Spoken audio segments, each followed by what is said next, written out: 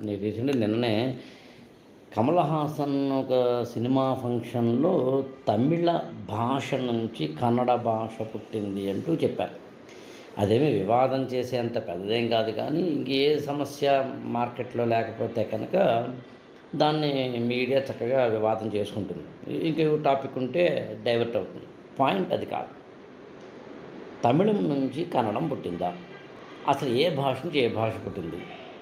Simplify చేసి ఈ వీడియోలో తెలుగు సాహిత్యాన్ని ఐఏఎస్ యాస్పిరెంట్స్కి చెప్పే బోధించే వ్యక్తిగా దాని మీద ఇప్పుడు ఈ టాపిక్ మీద కొంచెం ఆథెంటిక్గా చెప్పండి. ఏంటంటే మూల ద్రావిడ భాష, ప్రోటో ద్రవిడియన్ లాంగ్వేజ్ అని ఒకటి ఉంది. ఈ లాంగ్వేజ్ కాస్త అటు ఇటుగా క్రీస్తు పూర్వం 2500 కన్నా ముందు, అంటే ఇవాళకి ఒక 5000 సంవత్సరాల కన్నా ముందు. ఈ ప్రోటో ద్రవిడియన్ భాష అంటే మూల ద్రావిడ భాష మనం చిన్నప్పుడు పుస్తకాల్లో చదువుకుంటాం. సింధు నాగరికత అంటే హరప్పన్ సివిలైజేషన్ అని, హరప్ప, మొహంజదారో, సింధు నాగరికతలు చదువుకుంటాం. ఆ సింధు నాగరికత కాలంలో ఒక లాంగ్వేజ్ ఉండాలి, ప్రజలు ఉన్నారు కాబట్టి. అప్పుడు కాస్త అటు ఇటుగా ఒక 15,000 మంది 30,000 మంది ఉండేవారు. అక్కడున్న ఒక లాంగ్వేజ్ ఏదై ఉండవచ్చు అన్నప్పుడు ద్రవిడ భాష అంటే ప్రోటో ద్రవిడియన్ అంటే మూల ద్రావిడ అని భాషా శాస్త్రవేత్తలు స్పష్టంగా నిరూపించారు. కాకపోతే ఆ భాషని వాళ్ళ మనం చదవలేం. బ్యాస్ట్రోఫిడన్ స్క్రిప్ట్ అంటారు దాన్ని. అందుకని పిక్టోగ్రాఫికల్గా అంటే బొమ్మలుగా ఉంటుంది. ఎలా ఉంటే ఏమి, అది ద్రవిడ భాష, మూల ద్రావిడ భాష. ఇప్పుడు ఈ మూల ద్రావిడ భాష నుంచి మన సౌత్ ఇండియాలోని తమిళం, మలయాళం, కన్నడం, తెలుగు మనకి తెలిసిన 4 దక్షిణ భారతదేశ భాషలు, సౌత్ ఇండియన్ లాంగ్వేజెస్. తెలుగు మనకి మన భాష, తమిళం, మలయాళం, కన్నడం ఈ 4 కూడా ప్రోటో ద్రవిడియన్ మూల ద్రావిడ ఇందాక నేను చెప్పిన భాష నుంచి పుట్టాయి. మూల ద్రావిడం నుంచి పుట్టాయి కాబట్టి వీటిని ద్రావిడ భాషలు అన్నారు. వీటన్నింటికీ ఒక తల్లే మూల ద్రావిడం. కాబట్టి మూల ద్రావిడం నుంచి తమిళం పుట్టి, తమిళం నుంచి కన్నడం పుట్టి, కన్నడం నుంచి తెలుగు పుట్టి అలా జరగలేదు. కొంతమంది తమిళం నుంచి మలయాళం పుట్టిందంటారు. నేను ఈ వీడియోలో అటువైపు వెళ్ళట్లేదు, ఎందుకంటే మళ్ళీ వేరే కదా, వాళ్ళ తమిళ మలయాళాలకు సంబంధించినది. ఇప్పటికి మనం మాట్లాడుతున్నది మన భాష, కన్నడ భాష 2 సమీపంగా ఉంటాయి కాబట్టి ఈ 2 భాషల్లో ఒక భాష కనుక తమిళం నుంచి పుట్టింది అంటే కనుక రెండో భాష కూడా తమిళం నుంచి పుట్టిందా అనే డౌట్ వస్తుంది. కాబట్టి తమిళని కూడా అదే మేము పెట్టడం జరిగింది. తమిళం నుంచి తెలుగు పుట్టిందా, తమిళం నుంచి కన్నడ పుట్టిందా అంటే ఏం కాదు, మూల ద్రావిడ. కాబట్టి మన భాషలన్నింటికి తల్లి ఒకటే, మూల ద్రావిడ భాష. యాక్చువల్గా ఈ 4 భాషలే కాదు, ఏది తమిళం, మలయాళం, కన్నడం, తెలుగు మాత్రమే కాదు. తమిళం, మలయాళం, కన్నడం, తుళు, కొడగు, కోత, తొద, ఇరుళ, బడగ, కూర్క్, మాల్తో, బ్రాహ్మియే, గోండి, కొండ, పెంగో, మండ, కుయి, కువి, కోలామి, నాయకి, పర్జి, గదబావల్లారి అనే భాషలు కూడా ద్రావిడ భాషలే. తెలుగు లాంటి భాషలే, తమిళం లాంటి భాషలే, కన్నడం లాంటి భాషలే. ఇవన్నీ కలిపి మూల ద్రావిడం నుంచి పుట్టాయి క్రమక్రమంగా. పాయింట్ ఏంటి, తెలుగు కానీ కన్నడం కానీ తమిళం నుంచి పుట్టలేదు. తమిళం, కన్నడం, తెలుగు 3 భాషలు ప్లస్ మలయాళం కూడా మూల ద్రావిడం నుంచి పుట్టాయి. ఈ 4 కావాలంటే అన్నదమ్ముల నుండి అక్క చెల్లెల నుండి తప్ప అమ్మ కూతుళ్ళు, అమ్మ కొడుకులు మాత్రం కాదన్నది పాయింట్ ఇక్కడ.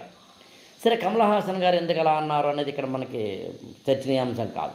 ఓ సినిమా ప్రమోషన్ కోసం అని ఉండొచ్చు తెలివిగా, లేదా అనుకోకుండా అని ఉండొచ్చు. చాలామందికి తమిళమే అత్యంత ప్రాచీనమైన భాష కాబట్టి తమిళం నుంచి అన్ని భాషలు పుట్టాయని తమిళియన్స్ అనుకుంటారు. చాలామందిని అనుకునేలా చేస్తారు కాబట్టి ఏదై ఉండాలి. ఇక్కడ ఇంకొక పాయింట్ చెప్పి నేను వీడియో ముగిస్తాను. అదేంటంటే అసలు ఇవేవి కాదు సార్, సంస్కృతం నుంచి భాషలు పుట్టాయి అని. సంస్కృతంబు తల్లి ఎల్ల భాషలు, జనని సంస్కృతంబు సకల భాషలకు అని తెలుగులో కూడా ఉన్నాయి. తల్లి సంస్కృతంబు ఎల్ల భాషలకు.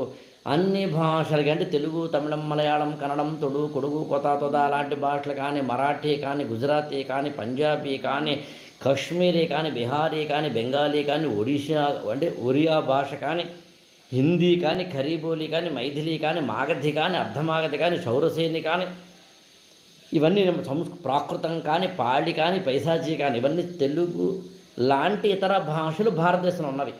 ఈ ఆల్ లాంగ్వేజెస్ అనేవి ఆరిజినేట్ అయ్యింది సంస్కృతం నుంచి చాలామంది అనుకుంటారు. జనని సంస్కృతంబు సకల భాషలకు అనుకున్న ద్వారా, కానీ తప్పదు. సంస్కృతం నుంచి తెలుగు భాష పుట్టలేదు. తెలుగులో సంస్కృతానికి సంబంధించిన అనేక అంశాలు ఉన్నాయి. ఇప్పుడు నేను మాట్లాడుతుంది గ్రియర్సన్ లాంటి, అంటే మనకి ఈ భారతదేశంలో ఉన్న బ్రిటిషర్స్ చేసిన ప్రయోగాలు కానీ, టీ బరో లాంటి పరిశోధకులు చేసినవి కానీ, ఎల్వి రామస్వామి నాయర్ అని ఒక ఆయన చేసిన పరిశోధనలో కానీ, భద్రిరాజు కృష్ణమూర్తి గారు ఒక ఆయన చేసిన పరిశోధనలో కానీ, ఎల్వి సుబ్రహ్మణ్యం అని ఒక అంతే సుబ్రహ్మణ్యం ఆయన చేసిన ప్రయోగాల్లో కానీ, ఈవెన్ బోధరాజు రాధాకృష్ణ గారు ఒక ఆయన చేసిన పరిశోధనలో కానీ, దాదాపు ఇప్పుడు నేను చెప్పిన వాళ్ళందరూ కూడా తెలుగు భాషా శాస్త్రంలో చాలా ఎన్నదగ్గ పరిశోధకులు. అందుకని వీరు చేసిన పరిశోధనల ద్వారా ఇప్పుడు నేను చెప్పినవన్నీ కన్క్లూడ్ చేసి మీ ముందు పెట్టడం జరిగింది. ఇది ఎవరికైనా ఇన్ఫర్మేషన్కి ఉపయోగపడుతుందన్న ఉద్దేశంతో. ఏది ఏమైనా సంస్కృతంలోంచి తెలుగు భాష లాంటివి పుట్టలేదు. సంస్కృతంలోంచి పుట్టిన భాషలు వేరే ఉన్నాయి. అలాగే మన ద్రావిడ భాషలు, మూల ద్రావిడం నుంచి పుట్టిన భాషలు వేరున్నాయి. భారతదేశంలో దాదాపు ఒక 300 ప్రధానమైన మంచి అంటే ఇక్కడ మంచి చెడ్డ మంచి కాదు, అంటే మంచి సాహిత్యము, అంటే ఎన్నదగ్గ సాహిత్యం, considerable literature and language and linguistic history ఉన్నప్పుడు అక్కడ మన దేశంలో ఉన్న 300 భాషలని 4 భాషా కుటుంబాలుగా చేశారు. ఒకటేమో ఇండో యూరోపియన్ భాషలు, నార్త్ ఇండియన్ లాంగ్వేజ్ అన్నీ కూడా యూరోపియన్ లాంగ్వేజ్కి దగ్గరగా ఉంటాయి, సంస్కృతము, హిందీ లాంటివి. అందుకని వాటిని ఇండో యూరోపియన్ అన్నారు. సౌత్ ఇండియాలో ఉన్నవేమో దక్షిణ భారతదేశ భాషలు ద్రావిడ భాషలు అన్నారు. ఈ ద్రావిడ భాషల్లో కూడా ఒక 3 భాషలు సౌత్ ఇండియాలో ఉండవండి. కూర్క్, మాల్తో, బ్రాహ్వి అని 3 భాషలు సౌత్ ఇండియాలో ఉండకపోయినా నార్త్ ఇండియాలోను, ఇంకా చెప్పాలి అంటే నార్త్ వెస్ట్ ఇండియాలో, అంటే సింధు నాగరికత ఉన్న చోట ఉంటాయి. ఈ భాషలు నార్త్ ఇండియాలో ఉండి నార్త్ వెస్ట్ ఇండియాలో ఉన్నప్పటికీ సౌత్ ఇండియన్ ఫ్యామిలీ అంటే ద్రావిడ భాషలుగా చెబుతాం.